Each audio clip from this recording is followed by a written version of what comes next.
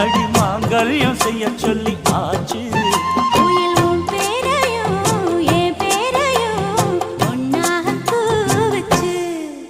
அடி மீனா பொண்ணு மாசியில் போட்டா மாறா பொண்ணு.